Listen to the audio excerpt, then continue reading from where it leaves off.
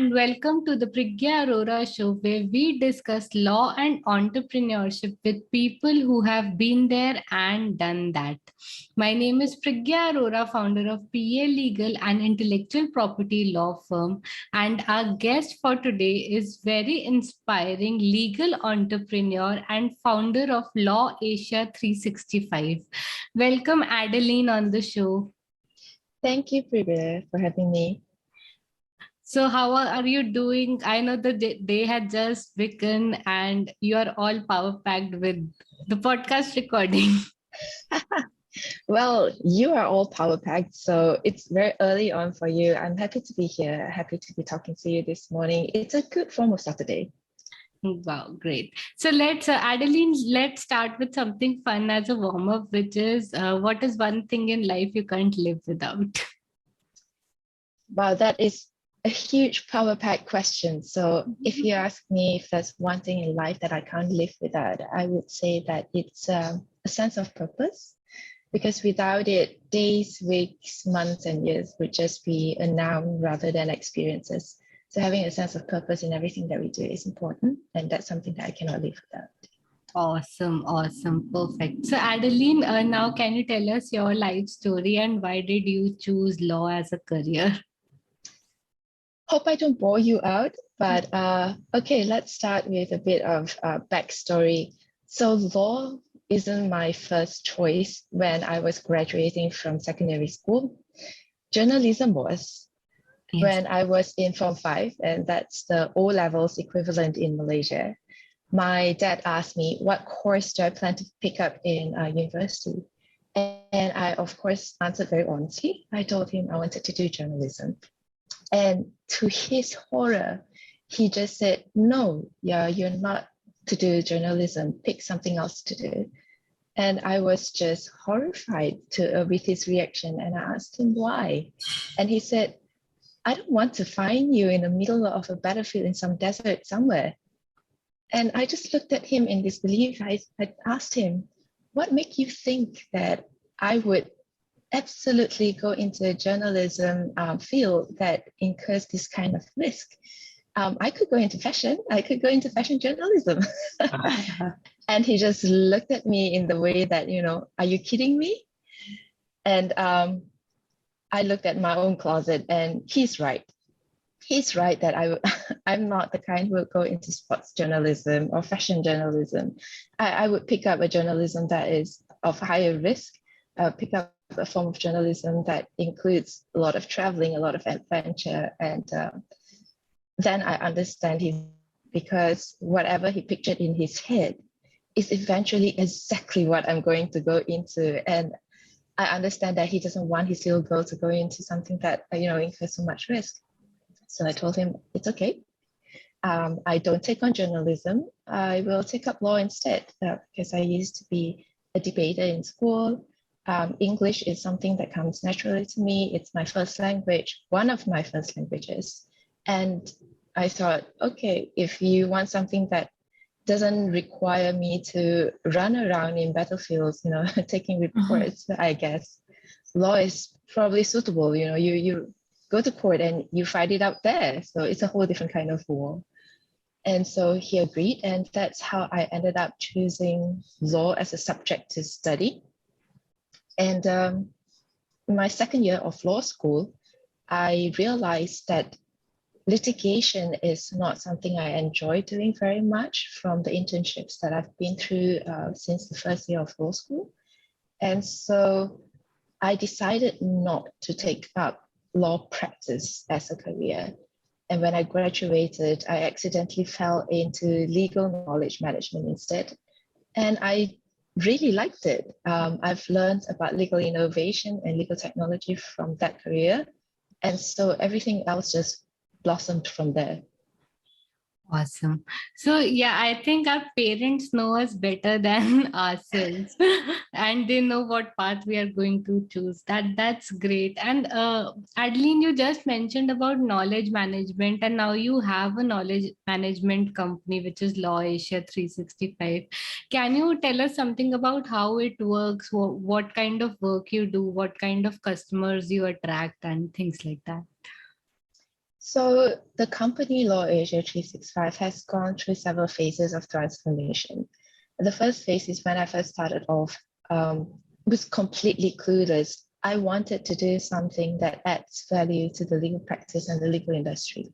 And my field is knowledge management. So I figured if I start something as a side hustle, um, and I would be able to provide services that could be of value to law firms or to in-house counsel, legal operations departments, so on and so forth. And the first phase was a pretty confused one, where I provided services that are a little bit more strategic in nature, not understanding that the market here in Malaysia is not yet mature enough to take on services like that. The market here at the point when I first started in 2018 was not very well aware of what legal knowledge management is. And it's also not very well aware of what legal tech and legal innovation is and how it could help their practice and their work. So the second phase, when I'm more branding, marketing for legal professionals, and then eventually work into knowledge management for them, was something of a discovery phase. So I discovered that I have to go through the very low-hanging fruits with the legal professionals here in the Malaysian jurisdiction in order to get some form of traction that leads them towards a proper knowledge management service. And then now we are almost at our final phase of our transformation. We have launched a brand called Chambers Lab. So Chambers Lab is a service that is provided under the holding of LawAsia 365. So what Chambers Lab do essentially is to support legal professionals, independent lawyers, and small law firms, especially those that's just starting out, with legal operations backend services. So if an independent lawyer were to come out and say, hey, I want to be able to take on large cases, the ones that I used to take on when I was in a larger set of law firm, and not incur the overheads of hiring secretaries, paralegals, having associates working with me, but to be able to have the capacity to take on larger cases. What can I do? And Chambers Lab would support just that. So we were able to provide the secretarial services, the clerical services, everything a chamber set, the kind that we have in the UK, that would provide you, but we provide it virtually for law firms, small law firms that come out to set up by their own, or independent lawyers who have left a steady law firm set per se. So it's called Chambers Lab. That's what we help them do. We could also connect lawyers with people that we think it's good for them to know to grow their career. So the business development part is also one of the key things that we help our clients do. And the clients that we currently serve are small law firms as well as independent lawyers from various jurisdictions, those that are of higher cost compared to Malaysia. So that would be Singapore, Australia, the UK, so on and so forth. That's who we serve at the moment. That's great. I think connecting the right talent is also a very huge task, and you're taking care of it, because I know like younger lawyers who just pass out after college, they also struggle finding jobs.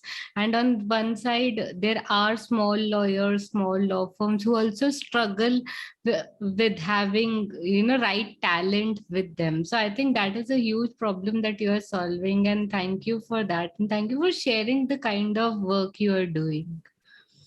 Thank you for having me and lending an ear. Yeah. So Adeline, we also know that you have been part of multiple startups, you have owned multiple startups. So does entrepreneurship come naturally to you, or how did you fell in, kind of love with entrepreneurship and started in entrepreneurship? So the best part is entrepreneurship is not my first love. I have never at the point of graduation from university thought that I would be an entrepreneur. entrepreneur to begin with.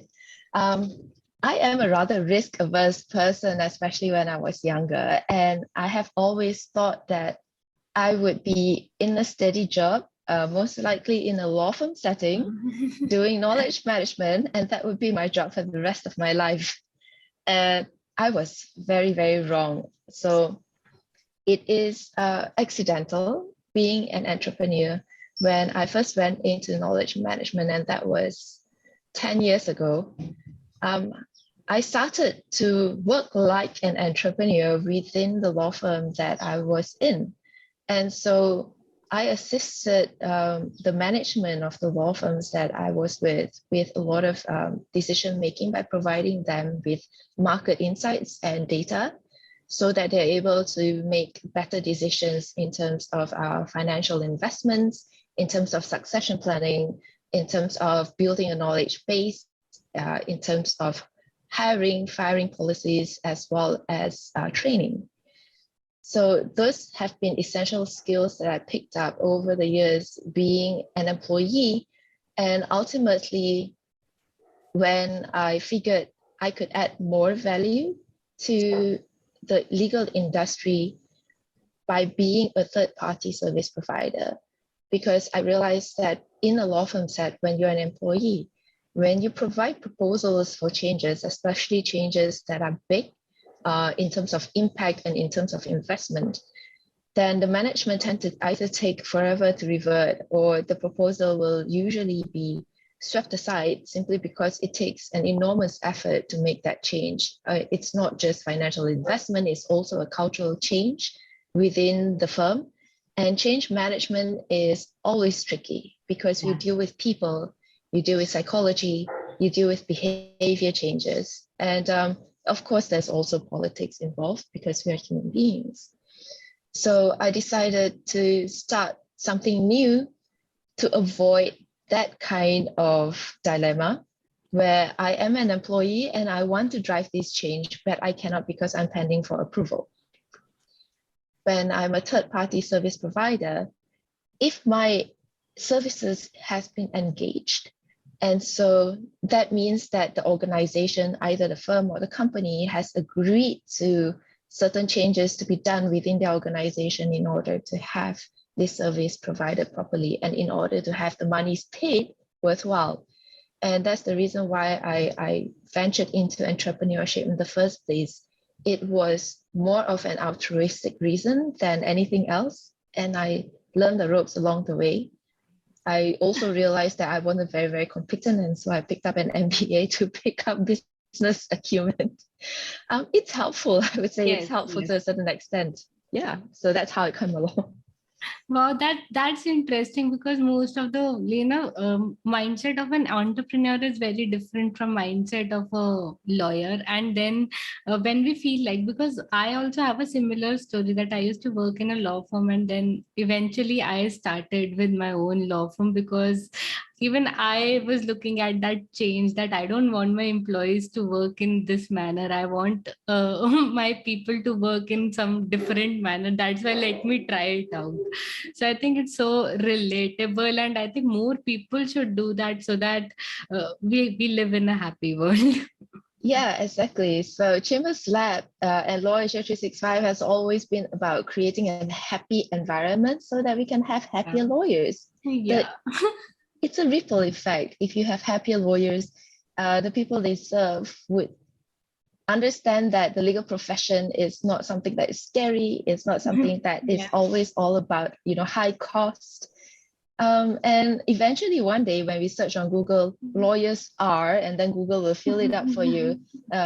Eventually one day, hopefully it will be on a positive note.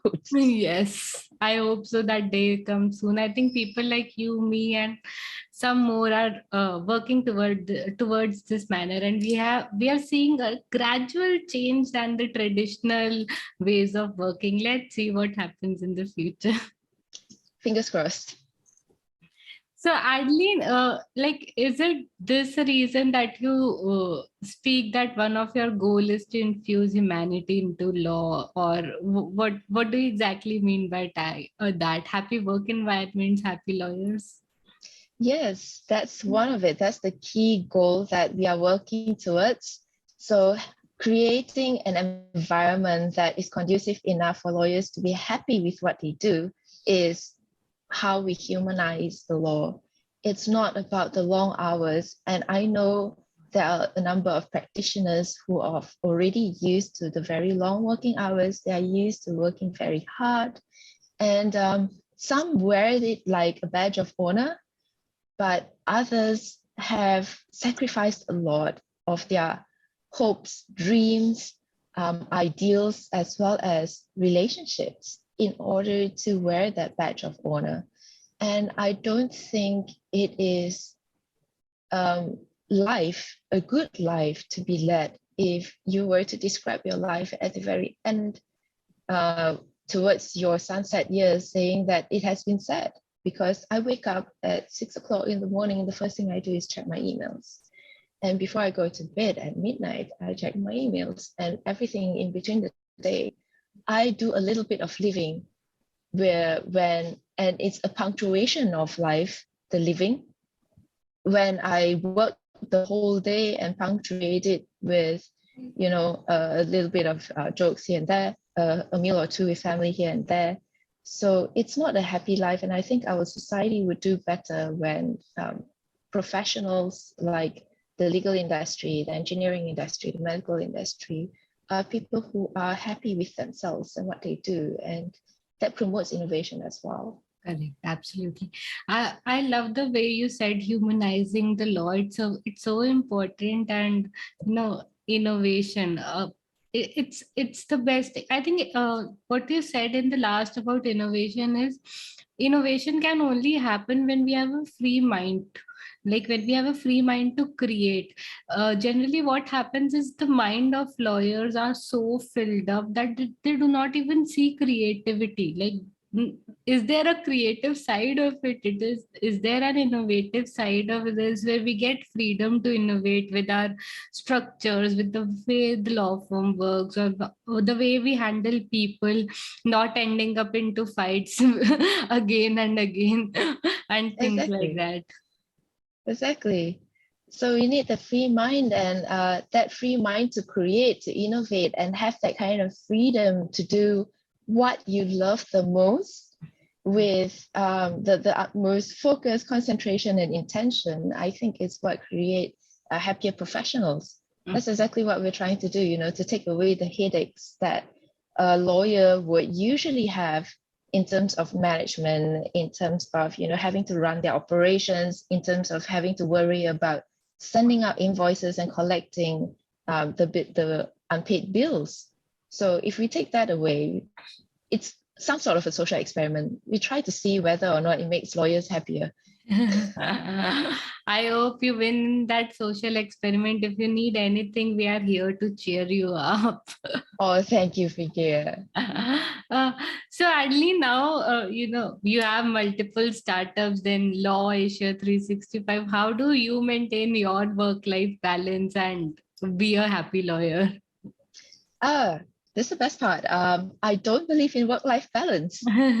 I believe in work-life harmony. So Wow. work-life balance requires you to have a 50-50. So 50% work, 50% life, and then the rest will just fall around those 50-50. I realized in the many years of my work in various industries that I can never achieve a good 50-50 because that would require us to be very disciplined to say, okay, I call it a day at work. I'm not going to touch anything related to work from this time to this time.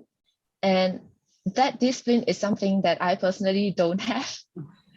If I think of something at work, something that I want to create at work with LawAsia, with Chambers Lab, with Alita, which is the organization that I'm a co-chair of currently, if there is something that we want to push and I can have my team with me to work on something that's interesting and can make a good change to the cause that we are, then we get back to the drawing board and we work on it because that's the moment that you get inspired. So I am not disciplined with a 50-50. And so I came up with the term of work-life harmony. That means if whatever you do give you a peace of mind, it doesn't eat your head. So if you are inspired to go on a walk at a park at 4 p.m. in the afternoon, and that gives you peace, go do it. But not in, you don't sacrifice a huge amount of, say, your professional life. You don't sacrifice a huge amount of the relationships that you cherish. And do that so long as your life is in harmony. That's what I think. I No think work-life. that, yeah, that is really, an eye opener. And things like, I think we can involve our families also in work these days. For example, everything is online, like a digital marketing kids can also do. It's not that difficult. They'll do better than us because they are well versed with the technology.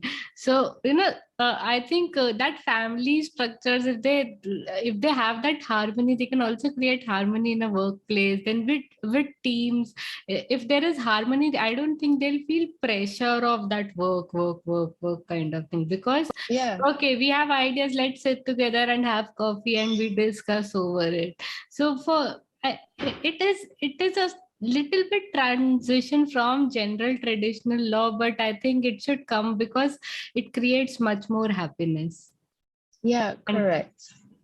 But legal industry is a very well-established one. It's an old profession, and of course, it comes with its own nuances and traditions and yes, conventions. yes, And being an industry that is driven by societal changes, it is always not the first one to push for changes, yes. because it takes a very observe and then act kind of process. Okay. And yeah, hopefully one day the legal industry can be the more proactive one. Mm-hmm. But now we deal with it. Now we learn how to live with it. I know. Even after working for a few years, you'll get gist of how this industry operates, whether you are the right fit in the industry, whether you want to do something different, and then people reach wherever they want to reach. Yeah, exactly. So Adeline, now coming to our rapid fire round, very quickly answer these 3 questions. This is a 3-to-1 rapid fire round. So 3 things you are grateful for. Grateful for the air I breathe, grateful for my family, and grateful for the good people around me. Wow, awesome. 2 traits that you think are useful for a legal career. Okay, I know this is a rapid fire round, but this is very, very vague because technically I am kind of not in a legal career, but 2 traits. Be intentional in what you do. So having that intention is important. And another trait is, I would say, be curious. Yes, intention and be curious. And Yeah. one aspiration you have for the future. My aspiration is always to create more joy or allow people to have more joy in the things that they do best. Wow. And so that's the aspiration that we are heading towards for LawAsia 365 and Chambers Lab. Awesome. And now, Adeline, to conclude, can you share some key takeaways for young lawyers and legal entrepreneurs? I would say always keep an open mind. For young lawyers, the most important thing that I think a young lawyer could do for themselves is to have good boundaries, to have good personal boundaries in terms of your energy, your relationships, your time. Because when you're young and you have an abundance of energy and you don't guard it the way you guard something that is sacred to you, a burnout is eventual. And that's not going to be good for your career progression, and that's not going to be good for your growth personally. So be a little bit selfish and draw a good personal boundary when you're working for young lawyers. For legal entrepreneurs, I mean, there are a lot of things that we can do as legal entrepreneurs to help create a better environment for the practitioners in the field. And so I think the possibility is endless. I alone or you alone, Priggya, cannot make that huge change. So if we get together, if we have a tighter knit community, get involved in the community of legal entrepreneurs, legal innovation, legal tech, and eventually you'll be able to share more knowledge and ideas where you're able to take home and implement within your home grounds, your backyard, whatever you learn from abroad. And that's exactly what I've done together with my partners. We just pick up, notes, tricks, and tips from other jurisdictions and kind of try to implement it in our own backyard, see whether it helps us too. Awesome. So I'll just reiterate a few points, which are be curious, have a curious mind, set up your boundaries. Personal boundaries are very, very important, especially in the beginning of the career. Otherwise, you'll be drained and burned out. Be part of communities, because then you get a lot of ideas, you get support, you get nurturing, you get whatever you require, and the possibilities are endless. Yeah. Keep learning. So yes, so thank you so much, Adeline, for your time. And I think the podcast episode is full of learning, and the audience is going to love it. Thank you so much. Hey there, thank you for attending today's session. If you enjoyed today's session, do follow our channel and consider sharing it with a friend. My name is Priggya Arora, daughter of inspiring parents, alumna of IIT Kharagpur, engineer turned lawyer and entrepreneur, and now founder of PA Legal, where we help creators and innovators protect their intellectual property. Thank you.